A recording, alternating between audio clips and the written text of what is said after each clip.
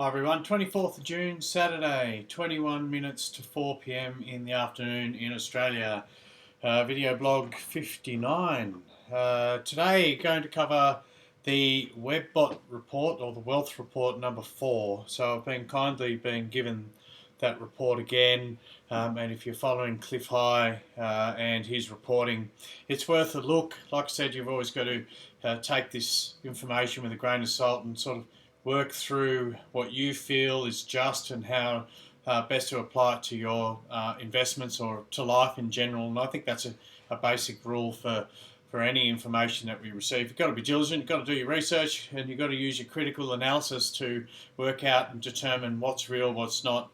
And that's how I operate. I can tell you what, most of the human race, if you go onto Facebook every day, it obviously apart from all the trolls on there, you can see that people really do regurgitate information that they get from another as if that's the truth. And it really frustrates me that people don't take the time out to go and ascertain their own perspectives. It's really, really lazy behaviour, and that's why we've got so much divide and conquer in this planet and on this world, and we're in this world and on this planet, and that's got to do with just the fact that people are pretty much too distracted with life and work and all of this other stuff. And again, I'm rambling about these type of situation or topics, but guess what?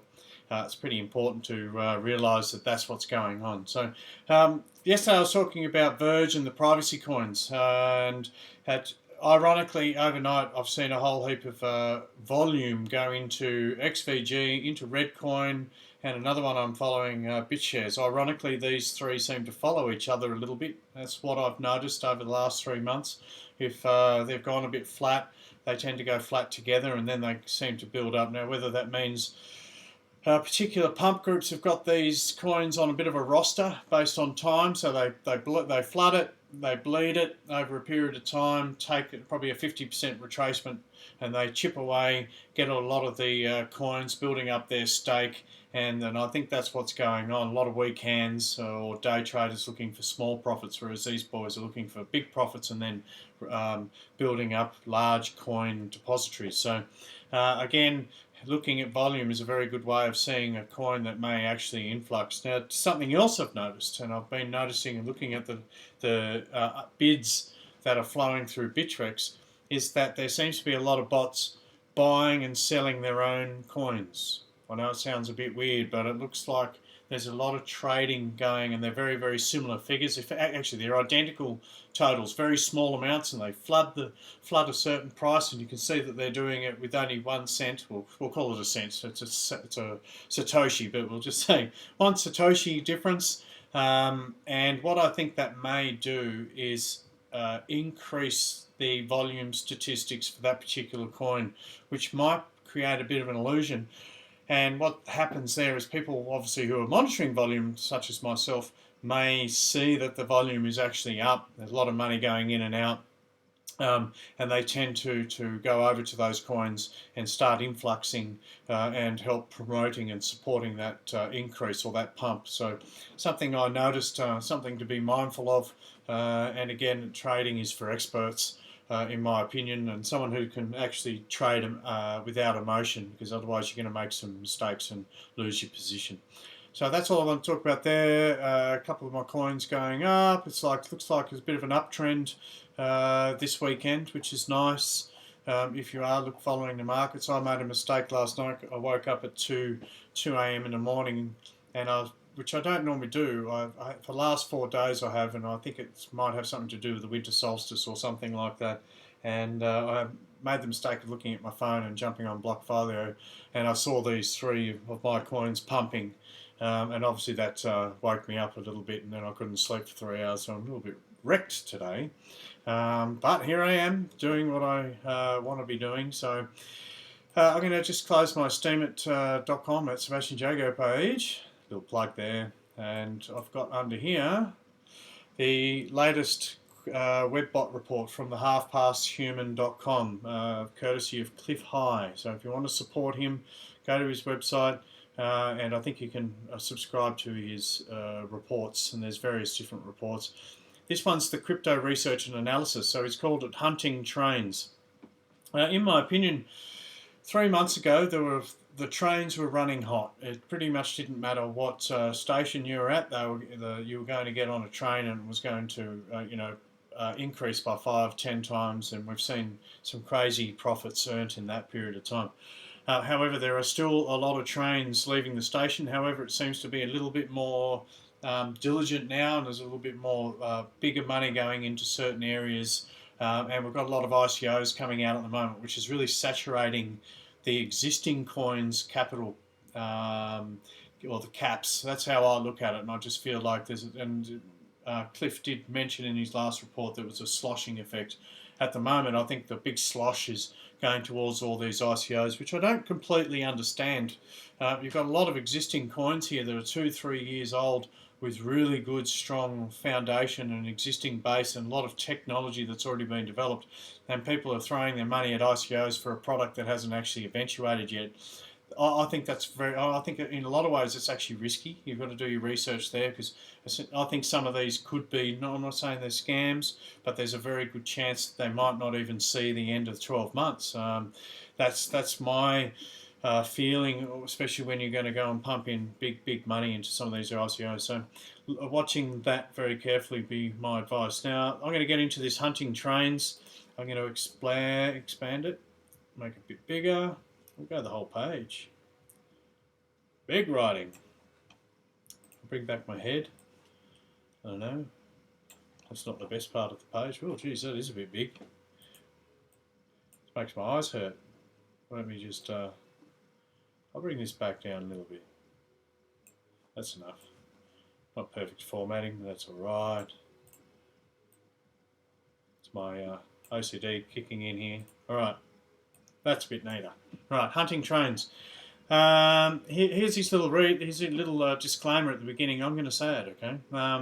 This is a period of the hyperinflation language that has been forecast in the Alta reports and the previous Bare Naked Wealth report. Not all of the altcoins are showing in our data sets as surviving through the period of hyperinflation, which is also not clearly defined in its extent, but does show continuing through into fall or autumn. Again, note that we're linguistically within a period defined as hyperinflationary. This means that inherently risks are masked or hidden by large capital inflows, but they still exist and, if anything, are magnified. Trade on the information within this report at your own risk.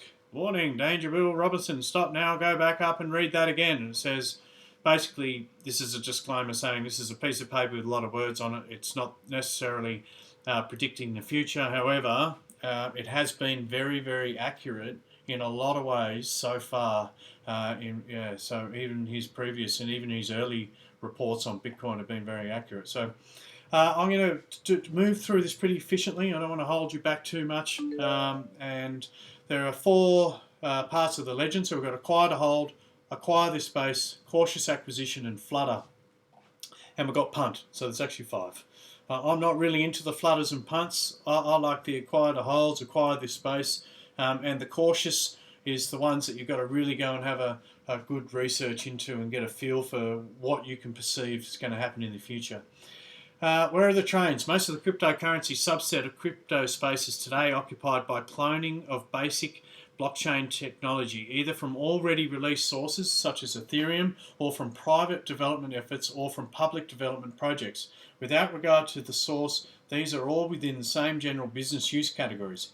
Essentially, what he's saying is there's a lot of coins out there that are pretty much offering the same thing with only some slight improvements, and we've got to be really diligent about which ones are going to make it. And I think this is very similar to the dot-com bubble in the sense that we had a lot of people putting their projects forward and really hoping that their brand catches on and sticks. Stated in other organisations, all working to develop the next biggest, baddest improvement on the railroad rails. I look for groups who are building trains and engines and stations and telegraph lines and all the other stuff that railroads bring. These are efforts that produce such as Veritasium, while the rails themselves are as important. It is the engines and dynamic activity they bring that we pursue. Note that eventually infrastructure fades into the background. To provide a point of reference, Veritasium is a train engine I hunt trains. So he has mentioned Veritasium a few times. I'm still not involved with Veritasium. Whether I will, I'd probably be foolish not to go and look into it a little bit more. And I can only find it on one particular exchange at this stage, so it's something that is not necessarily readily available unless you go out and look for it and get onto this exchange. RNA, Augur. Now, I do have Augur. He's given it acquire this space for the long term in regards to valued growth. Quarterly reviews or with news.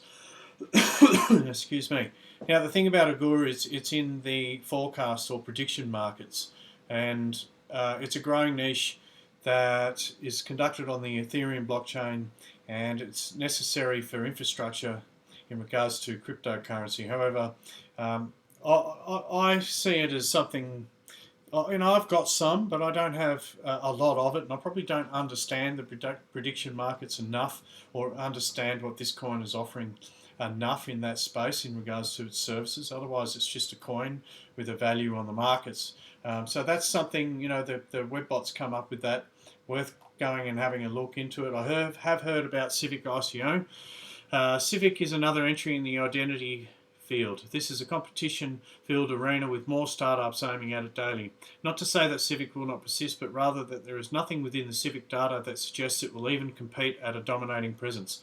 Also, there are issues arising with legal definitions of aspects of the general space in USA markets that may impact in the next few months. Other and better technology is available that is mobile OS based with much better or greater potential. See Humanique or Human IQ below punt potential. I've got a good feeling about Human IQ. I have gone and done a little research on that. So Civic's got a punt potential.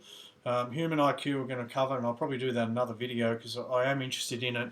It's still under $1, so something worth looking at. Now, Funfair Fun Token, ICO, coming up. Unlike other non-mined coins, the Funfair token does not skirt securities issues as their tokens have an immediate use inside their online casinos. Noting that gambling is going to continue and Funfair does have a reputation already established as an effective online gaming entertainment provider, the concept should be seen as a captive loyalty token more than a cryptocurrency per se. Though as captive tokens, they will be spendable in any of the supported sites, but not all the supported sites are gambling orientated. So again, this comes back to a understood brand with a community, existing community with fundamentals already established. And I always look at those type of investments because they're more likely to hold because they've got a base of support behind them. Definitely worth looking at, in my opinion. I'm invested in peer plays. I do believe that some of these online casinos on the blockchain are going to do very, very well. Critique. The concept of Funfair is to provide support for online casino gaming across the Ethereum blockchain. The white paper includes a description, albeit at high level, of their technology innovations, and they do look very promising. The approach certainly will work for speed, and there are not any apparent flaws in the design for the social part of their support system for developers and casino creators. Bear in mind that Funfair is not going to be building and running online casinos. They are going to be building the online casino tools. Their issue about the speed of transactions is accurately placed in how the Ethereum blockchain works, and it has a better than even chance of working and dominating the niche. In regards to speed, that's why I like peer plays. Peer plays is on the Graphene. Graphene is super, super fast, and as far as I'm aware, it's, I'm just going to throw a number out there. Let's say it's 10 times faster than Ethereum, as far as I know. It's already 10 years ahead of most of these blockchains. Something worth understanding. Their rewards and payouts concept is also very well considered and seemingly well adapted to developing cryptocurrency world in action. A non-mined coin, the Fun coin, will have 40% reserved out for founders and advisors. That's quite a lot. They're non-mined, but there's 40% are going to be reserved for founders and advisors. So just be mindful of that. Sounds a little bit like Ripple in regards to how many coins are in the hands of a few. The Fun coin will have consumption of the currency over time in the system, it costs and payouts. Acquire this coin. Hold for growth. Okay, sounds like a long-term investment and one that's going to provide rewards and payouts along with just holding the coin. So that's what Peer Plays is doing too. You get a percentage of all the takings. So Human IQ. One of the social engineering coins that probably will be able to make it, the Human IQ coin, is designing a mobile bank for the unbanked population across the planet. This market size needs to be considered, as it is in the billions of people needing access to banking services without any hope of obtaining them. Conceived of as more than a coin, but rather a strategic vision, the Human IQ is a very ambitious plan. Their approach is certainly achievable, and the facts of the size of their market speaks for themselves. I think they're also doing facial recognition, from what I remember on their website. So the approach is solid, at least as represented by the white paper and the work subsequent. The presentation for Human IQ has a sufficiently robust level of social message, but it does not intrude on the practical message being brought forward. The plan of action for the Human IQ is clear, easily followed, and already providing proof of concept with early successes. It is clear that the large market of nearly half the population of the planet is worth pursuing, and Human IQ, or Humanique, has first mover advantage in this market, as well as very practical approach with a clear path to success. The process is underway, and the Human IQ organisation has allied itself with the appropriate social and technical trends, which further enhance its potential for long-term value and continuing growing success in the mission, which of a necessity will bring yet more people into the crypto space. Very good use case, very good social presence, nice structured organisation, early success points achieved, acquire for long-term potential, acquire and hold for value appreciation. Well, that was a very, very positive little blurb there. So Human IQ, again, I like to write things down. So bear with me while I write Human IQ down on my list, because I haven't invested in them yet. Like I said, I think they're around about 50 US cents from memory, so that's still cheap. LISC, not recommended is what I read here. That's interesting. So builder of railroad rails, but made of inferior steel. But 5 months from now, when LISC is facing slowdowns as other networks is implementing new speed records. Okay, I'm going to skip that one. All those people that are in LISC, Webbot says not recommended. So, but again, take these things with grain of salt. Go do your own research. Maybe look at the fundamentals of the speed and what they're offering in regards to the tools. So I'm not in LISC, so I can't really make an opinion. I haven't actually looked at it, apart from what I just read then. NEM. I have looked at NEM. I am interested in NEM. A reason being too is that I know that their wallet pays interest. If you've got over 10,000 coins, which I think is around about 3,000 US at the moment, something similar to that. I think it's about 26 Australian on the markets from what I remember. So it's still a coin or an interest-based return on the existing tokens in your wallet is definitely worth obtaining. I've got about 5 wallets that are staking at the moment. The NEM, New Economy Movement coin, has lots of social support, a long history of use since 2015, adoption by vested businesses, interests including banks. Other successes include the adoption of the NEM technology within the Minjin network. The NEM network is ported over Java to C++, which at the bytecode level makes a huge difference, including the ability to perform human-level optimization. The expectation for speed and reliability increases are quite significant to both the network as well as the business model. So it's got acquire for growth growth potential. Trading produces volatility and extreme swings within ranges frequently. So it looks like another one to put down on my little list, because I haven't actually acted on NEM as yet. So NEM, there we go. Populous. This coin is offered as a representation of a factoring marketplace in which invoices against future collections are sold for cash now. Don't know why I read that out. Just did. So that is NEM, isn't it? NEM is a definite acquire for long-term value, acquire for immediate appreciation upon launch, hold for long-term value growth. And again, like I said, I'm pretty sure it does stake as well. Stratus. Stratus is an interesting concept similar in nature to the complex model token, in which the token is an access required coupon pre-sold and pre-delivered. The same model in Stratus is focused on bringing C# code to the Ethereum network, as well as producing yet another rail building effort for businesses. The Stratus access token has value that is backed by the brains and capacity of the organisation and their blockchain with its processing. Vulnerability sets include team management breakdowns, inability to cope with unexpected growth, and problems on the underlying Ethereum network. Should these develop, the value of the coin would be tested along with the firm. I'm pretty sure there's some issues with Ethereum and scalability or something like that. I am hearing some of the development teams in other coins talking about it. So you might find that Ethereum is going to have some challenges over the next few years. And that's why I feel like the graphene base and the digibytes who've got blockchains that are working a little bit more efficiently may do a little bit better in the long term. Sort of the sleeping giants that don't get much attention right now, but will do better in 2 or 3 years. So keep your eye on that. So Stratus is a coin to be considered as a coin has to be considered to be a reflection of the combination of the organisation in its management and their work, both in flow and result. Acquire for short-term flutter growth. Well, that's interesting. It's pretty much saying it's going to have some issues. Tezos. I've heard a little bit of negative stuff about Tezos.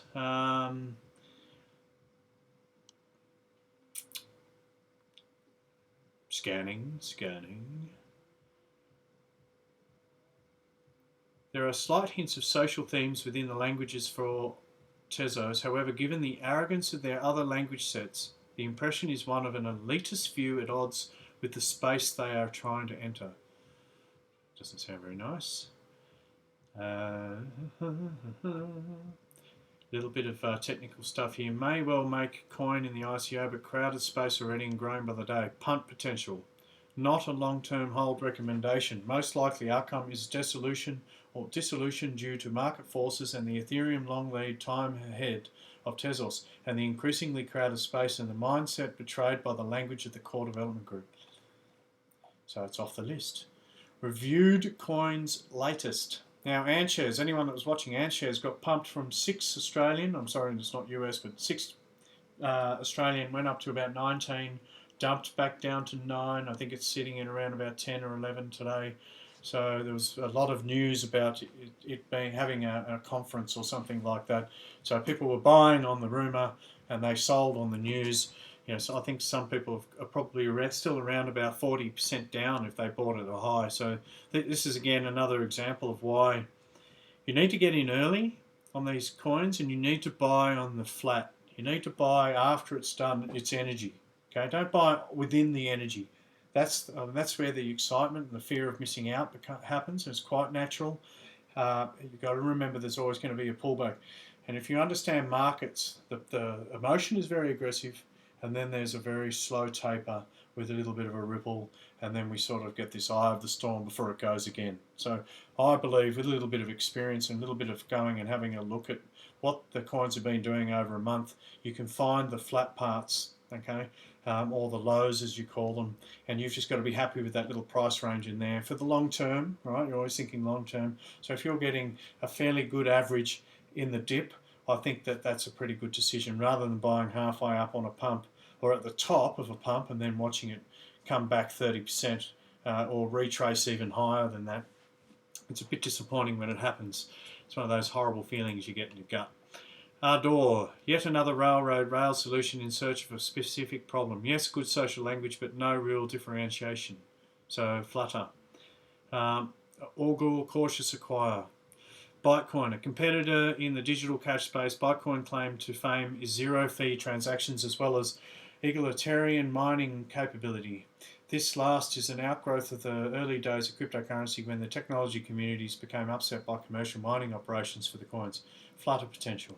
Civic, identity coin, and also ran in a very crowded space. Better tech available, doomed to be superseded by phone-based tech. Punch.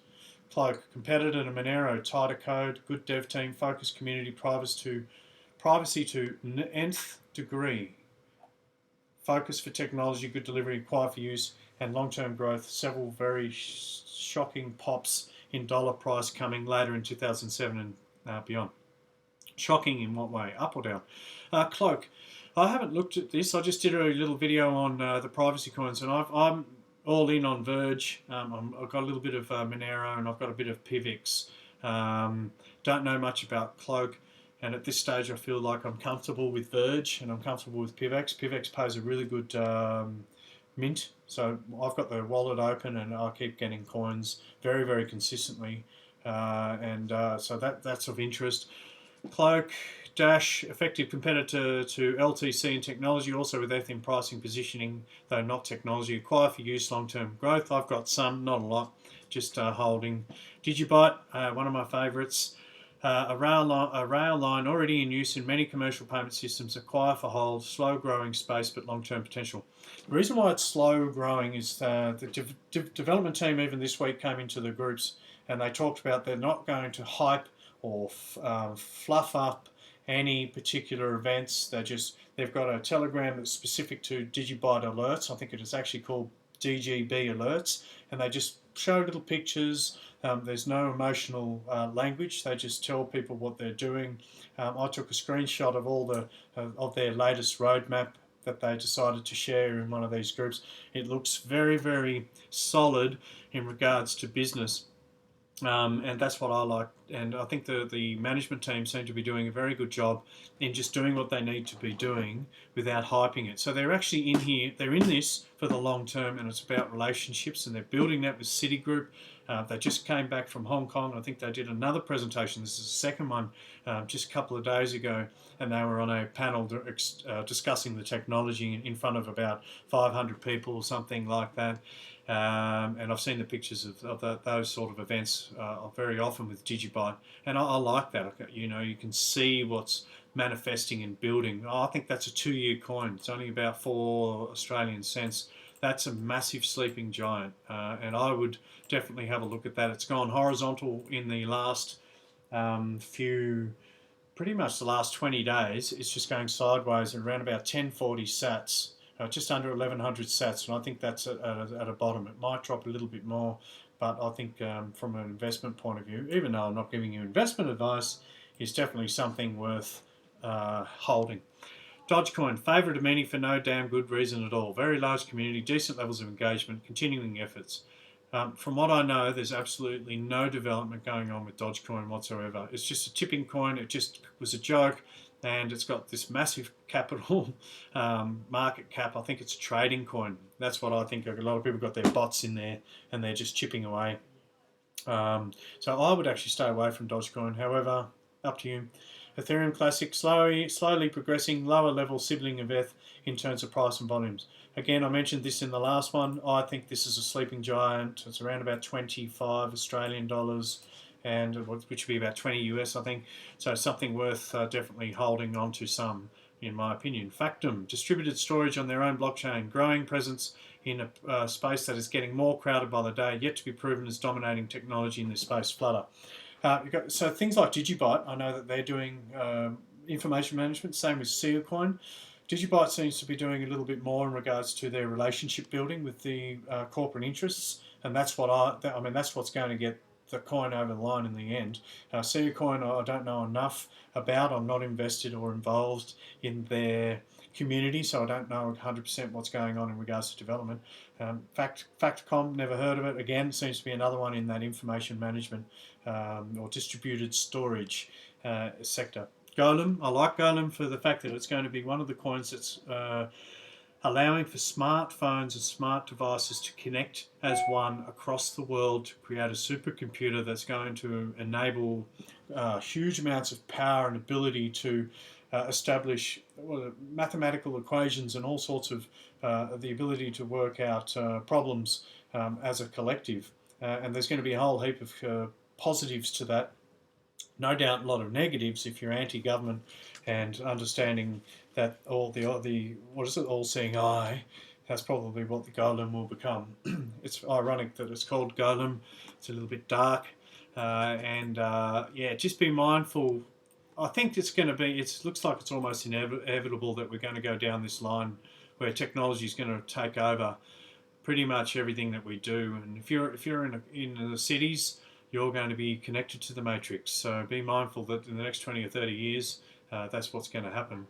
Golem, based on the idea of the idle computing power and the use of its distributed network, computer for hire. Basic premise is not sound in a world of decreasing costs for computing hardware. Code and implementation are adequate, but will not be able to keep pace with advancing hardware changes.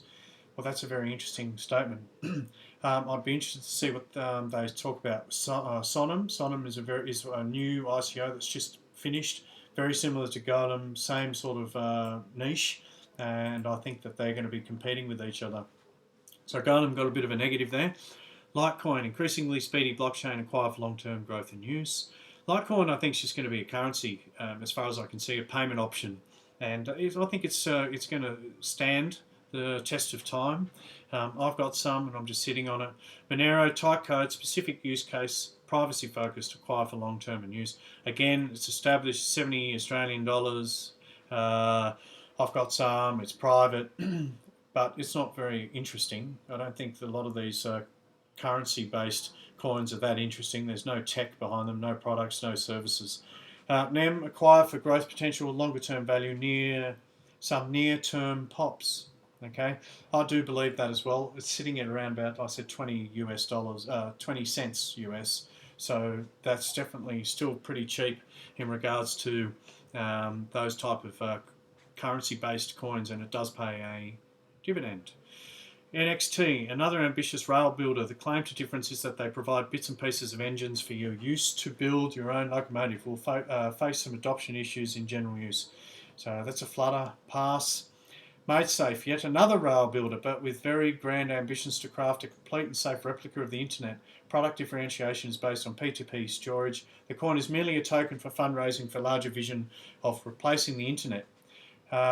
Faces huge adoption issues as a product, and thus the coin, while it has presence and social value, shows no longer term value in the datasets. Several of the unused or spare computing power schemes are showing as ending badly as they clog up resources with success. Flutter at best. Peercoin. This is both a P2P network with attached blockchain, special encryption, and a commercial style rewards program in which 1% comes back to network users annually. The network is long in development, robust, and still facing competition as yet another rail builder, albeit with a 1% back rewards program. Flutter or cautious require review frequently. This space is crowded. Someone did mention Peercoin to me the other day. I think in the first 3 years ago, it was in the top 4 in regards to market cap. It was doing really, really well, and then we had this influx of coins come in, and it sort of just disappeared. It's still there, and it's still doing really well, and it's got its own community, but based on the webpot, it's a flutter. Ripple, not mined, punt potential, doubtful technology, bank dependent. So that's not getting much of a very good. It's not getting a good rap at all, Ripple. Skin coin, niche coin, well constructed, large niche, gaming in general, active developments, monetarily focused, which suggests good management practices, maybe in inverted commas, in the future. Acquires esports space. Acquire this coin for long-term performance. Occasional technology-driven pops expected. Sia coin, build as your decentralized cloud. This coin makes a good use case for the idea of the service of decentralized storage. There are many issues with delivery of any form of blockchain storage, not the least of which is availability, unlike with a centralized cloud company. Reviewed previously, certainly Flutter potential, and may be able to differentiate itself and maintain the first mover advantage. Cautious acquire. I don't know if it's got first mover advantage. I feel like Digibyte's got first mover advantage, and like I said, I think Digibyte's doing a lot more in the face of corporate interests. So in regards to doing a lot more of this, what would you call it, conferences and getting on stage and being there, having a front man, and being able to discuss and explain and build confidence in their technology. But again, Sia coin is there. It's about 1 cent US, pretty cheap. Steam, this is a popularity token on the social media platform Steam. It is traded, albeit in low volumes. Its vulnerabilities come from no external sources of value flowing into the Steam platform. Thus, the Steam coin is banking on presence to make it an effective trade with other cryptocurrency offerings.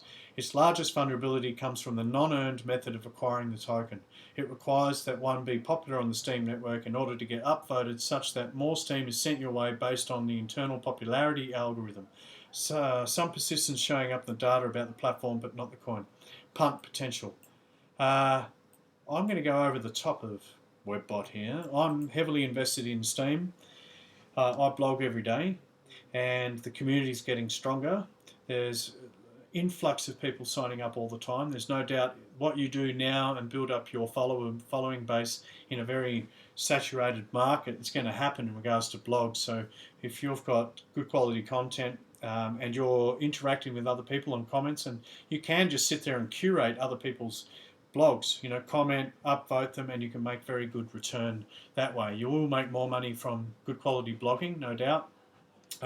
They've just changed their payment algorithm, so you can actually earn a lot more from your payments, and I've seen that happen just in the last 2 or 3 days. So if you're not on steemit.com, my advice is get on there, start blogging, start interacting with the community. It's a great way of earning cryptocurrency for a little bit of effort. And at the same time, you've got a lot of resources there in regards to this type of stuff. WebBot reviews by other people. You've got a whole heap of stuff on cryptocurrencies and just life and recipes and photography and everything that you may be interested in. So it's a definite winner in my mind. Stellar, competitor with Ripple in the banking space, not mined. Technical problems await. Vulnerabilities include anything that happens in the banking sector, not recommended.